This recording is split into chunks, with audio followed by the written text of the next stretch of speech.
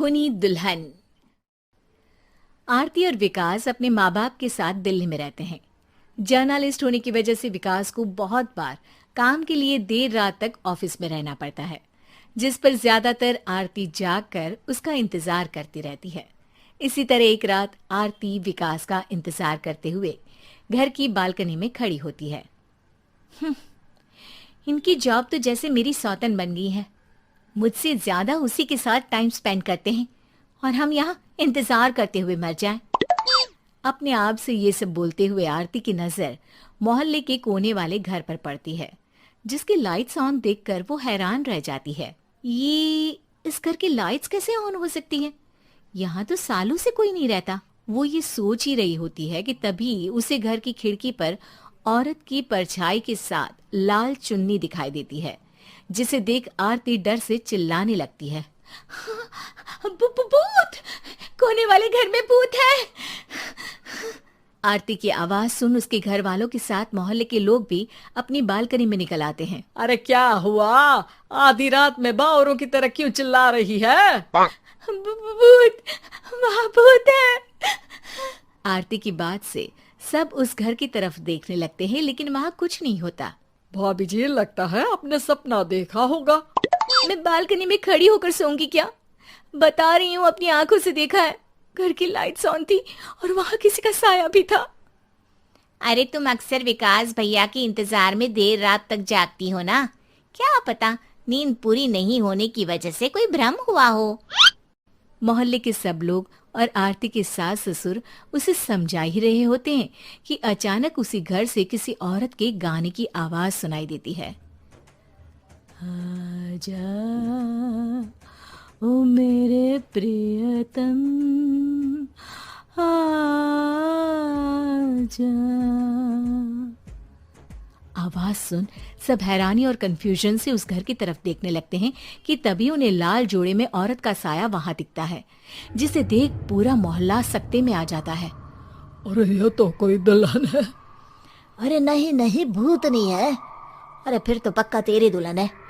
अरे नहीं नहीं, वो तो मायके गई है। हद है, पहले इससे निपट ले, बाद में इस पर डिस्कशन कर लेना। बड़ा भ्रम बोल रहे थे ना, अब फटी ना सबकी। और नहीं नहीं, मैं किसी से नहीं डरता भाभी जी। भूत जैसा कुछ नहीं होता। या तो इस घर के मालिक यहाँ आ गए हैं, या फिर किसी ने खाली घर देख कर कब्जा कर लिया है। हमें वहां जाकर देखना चाहिए। बात में लॉजिक मानकर सब बाहर इकट्ठा हो जाते हैं कि तभी विकास भी वहां पहुंच जाता है। क्या बात है? इतनी रात को पूरा मोहल्ला यहाँ कैसे? भूतिया दुल्हन की वजह से। क्या तुम्हारे अलावा भी कोई दुल्हन भूतिया हो सकती है? इस भूतनी का किस्सा निपटने दो, फिर तुम्हें अपनी भूतनी दिखाती हूँ। अब सारे लोग मिलकर विकास को पूरी बात बताते हैं, जिसे सुन वो भी उनके साथ जाने के लिए तैयार हो जाता है। जिसके बाद वो सब डरते हुए उस घर के सामने जाकर खड़े हो जाते हैं। तुम सब यहीं रुको, मैं अंदर जाता हूँ। अकेले जाओगे? अरे नहीं नहीं, आप सबकी नकली भूतनी भी तो होगी ना मेरे साथ। कैसा मजाक कर रहा यार। रुक, मैं चलता हूँ साथ में। क्या मैं चलता हूँ? ये क्या गोवा घूमने जा रहे हैं जो मैं भी साथ चलता हूँ? कहीं नहीं जाओगे तुम, यहीं मेरे पास खड़े रहो। बहू सिचुएशन समझो। हाँ, घर जाकर सुना लेना। हे भगवान, मम्मी तुम किसकी मम्मी हो? ओ, इन्हें सब कुछ अभी करना है क्या? नहीं, यहाँ पंचायत बैठा देते हैं आपके परिवार के लिए। इस पर मामला शांत करके अब वो लोग इधर उधर से घर के अंदर झांकने की कोशिश करते हैं। उन्हें घर के अंदर लाल जोड़ा, सिंदूर और मंगलसूत्र के साथ चारों तरफ खून बिखरा हुआ दिखता है। इसे देखकर सबकी हवाइयां उड़ जाती है। भाई ये सब क्या है? अब तो मुझे भी डर लग रहा है। आ गए मरने, अब तुम्हें मुझसे कौन बचाएगा? उस नजारे के साथ सोने पर सुहागे की तरफ भूतनी की आवाज सुन वो सब तुरंत वहां से भाग खड़े होते हैं। ये सब क्या था? अब हम क्या करेंगे? हमारे मोहल्ले में भूतनी आ गई जो सबको मारना चाहती है। ओ भाभी जी, मैं फिर बोल रहा हूँ, भूतनी जैसा कुछ नहीं होता। मुझे तो पक्का यकीन है कि यहाँ किसी गलत इंसान ने गलत काम करने के लिए कब्जा कर लिया है और लोगों को घर से दूर रखने के लिए ये सब कर रहा है। तुम इतने यकीन के साथ कैसे बोल सकते हो? फिल्मों में ऐसे ही तो दिखाते हैं। हे भगवान, ये फिल्म नहीं, ये रियल लाइफ है। हमें शांति से कुछ सोचना चाहिए। सब हमारे घर चलो। सब आरती के घर में इकट्ठा हो जाते हैं। रात भर आधी नींद और बिल्कुल ना चल रहे दिमाग के साथ सब सॉल्यूशन सोचने की बहुत कोशिश करते हैं, लेकिन कुछ नहीं होता। इसी तरह सुबह हो जाती है। ऐसे कोई भी उपाय नहीं निकलेगा। सब पूरी रात के थके हुए हैं। घर जाओ, थोड़ा आराम कर, फ्रेश होकर फिर आ जाना, उसके बाद सोचते हैं कुछ। डरे सहमे लोग जैसे ही अपने घर जाने लगते हैं, तभी विकास को उस घर में कोई हरकत नजर आती है, जिस पर वो किसी को कुछ बताए बिना चुपचाप वहां पहुंच जाता है और कुछ देर बाद घर आकर सबको दोबारा इकट्ठा कर उस घर के पीछे वाले खिड़की पर ले जाता है। विकास, क्या खेल लगा रखा है? ये कोई मजाक नहीं है। वही तो, मजाक नहीं, बहुत बड़ा मजाक है। अंदर देखो। जैसे ही सब उस खिड़की से अंदर देखते हैं तो उनकी आंखें खुली की खुली रह जाती है। मूवी की शूटिंग!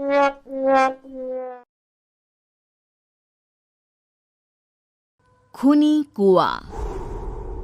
सीमा गर्मियों की छुट्टियों में अपनी नानी के गांव आई थी। सीमा नानी के घर पहुंचने के बाद अपनी नानी के पैर छूती है और उनसे आशीर्वाद लेती है।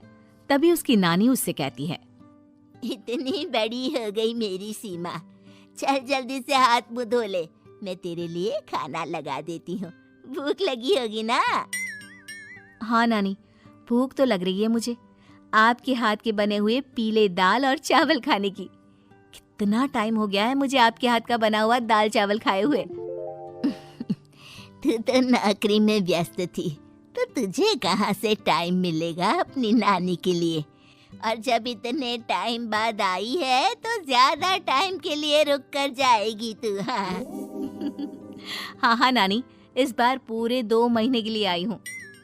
सीमा की नानी अंदर जाकर उसके लिए खाना बनाने लगती है। सीमा कमरे में अकेली होती है, तभी उसे किसी औरत के रोने की आवाज सुनाई देती है। वो कभी खिड़की से बाहर झांकती है तो कभी दरवाजे से बाहर झांकती है। उसे समझ में नहीं आ रहा होता है कि आखिर रो कौन रहा है। तभी नानी खाना लेकर आ जाती है। वो अपनी नानी से कहती है, नानी, कोई औरत रो रही है क्या? मैं जब से यहाँ आई हूँ तब से मुझे यहाँ किसी औरत की रोने की आवाज आ रही है। हे भगवान, कहीं ये वही तो नहीं? बोलो ना नानी। अरे कोई नहीं रो रहा, ये तेरे मन का वहम है। और तू ना अब खाना खा ले, ज्यादा यहाँ वहाँ की बातों में ध्यान मत दिया कर। जल्दी से खाना खा और फिर मेरे साथ आ जा मेरे कमरे में, दोनों बैठकर खूब सारी बातें करेंगे। ऐसे ही अगले दिन सीमा अपनी नानी के साथ गांव के बाजार जा रही होती है। उसी रास्ते में फिर से किसी औरत के रोने की आवाज आती है। वो अपनी नानी से कहती है, अरे नानी, क्या सच में तुम्हें अभी भी किसी औरत की रोने की आवाज नहीं सुनाई दे रही? मुझे किसी औरत की बहुत बुरी तरीके से रोने और चीखने की आवाजें आ रही है। मैं बहुत परेशान हूँ नानी, आखिर ये कौन है? मुझे लगता है कि सीमा को शहर भेज देना चाहिए, यहाँ रहना उसके लिए ठीक नहीं। नानी बोलो ना, आप चुप क्यों हो जाते हो? सीमा, तू घर चल, मुझे तुझसे बहुत जरूरी बात करनी है। नानी सीमा को घर ले आती है और सीमा से कहती है, सीमा, कल सुबह तू शहर वापस चली जाएगी। अरे अचानक? आखिर क्या बात है नानी, आप मुझे ऐसे जाने को क्यों कह रही हो? मैं बस जो कह रही हूँ उस पर ध्यान दे। तू कल सुबह यहाँ से चली जाएगी, और ये बात मैं कोई मजाक में नहीं बोल रही। तू कल जाएगी तो मतलब जाएगी। अरे नानी, चली जाऊंगी मैं, ठीक है, पर आखिर बात क्या है ये तो बता दो। मम्मी से कोई बात हुई है या फिर मुझसे कोई गलती हुई है जो तुम मुझे अचानक से जाने के लिए बोल रही हो? देख सीमा, रात बहुत हो चुकी है और मुझे इस बारे में कोई बात नहीं करनी। चल, अब चल के मेरे साथ सो जा। सुबह की बस पकड़कर तुझे शहर भी तो जाना है।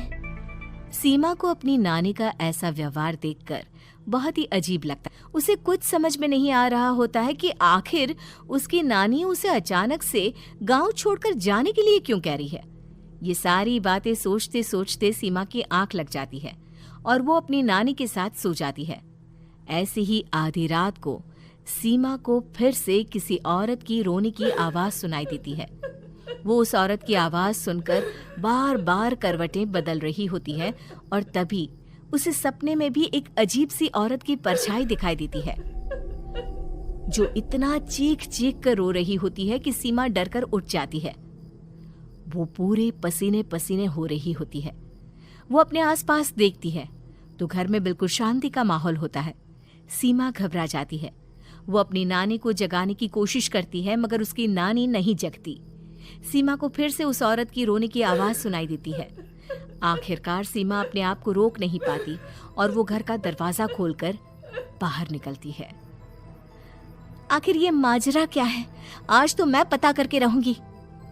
अब आवाज का पीछा करते हुए सीमा आधी रात को गांव के चौपाल के पास बने कुएं के पास पहुंच जाती है, जहां कुएं की चारों ओर बेड़ियां लगी होती हैं। उन बेड़ियों में लगे हुए ताले के साथ एक लाल रंग का कपड़ा और माता रानी का कलावा बंधा होता है। उस कुएं में से सीमा को किसी के रोने की आवाज आती है। सीमा परेशान हो जाती है। इस कुएं में कौन है? कौन है यहाँ? सुनो, कौन है? कौन रो रहा है?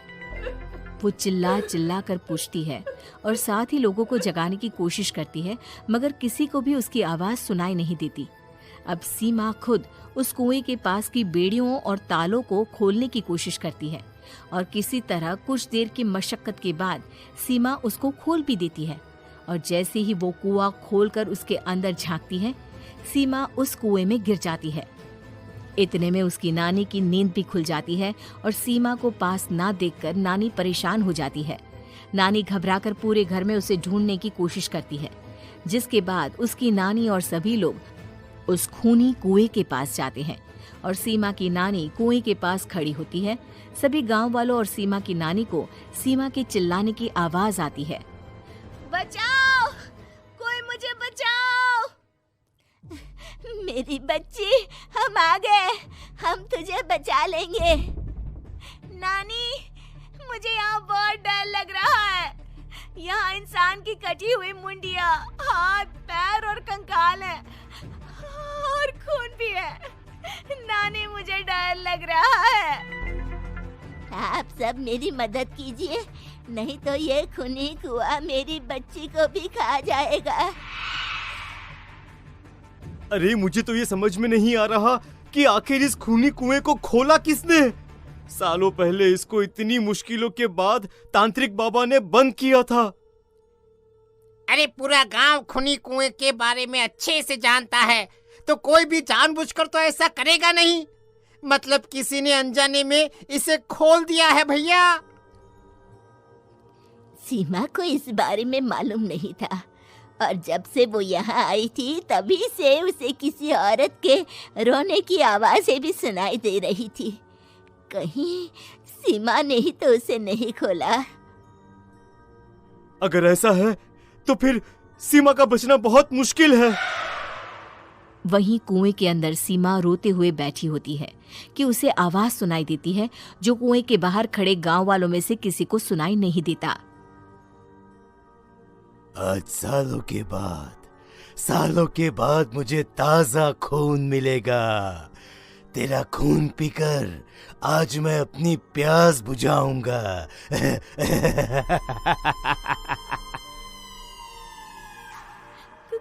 कौन है? मत मारो प्लीज, मुझे जाने दो प्लीज। मैंने किसी का क्या बिगाड़ा है? वो तुझे मरने के बाद पता चल ही जाएगा। जितने में गांव वाले और सीमा की नानी कुछ सोच पाते, उतने में उन्हें सीमा के चिल्लाने की आवाज आती है और अगले ही पल सब शांत हो जाता है। क्या हुआ? सीमा, मेरी बेटी। माफ करना बहन, लेकिन अब सीमा वापस नहीं आएगी। हमें एक बार फिर से कुएं को बंद करना होगा। गांव वाले तभी तांत्रिक को बुला कर लाते हैं।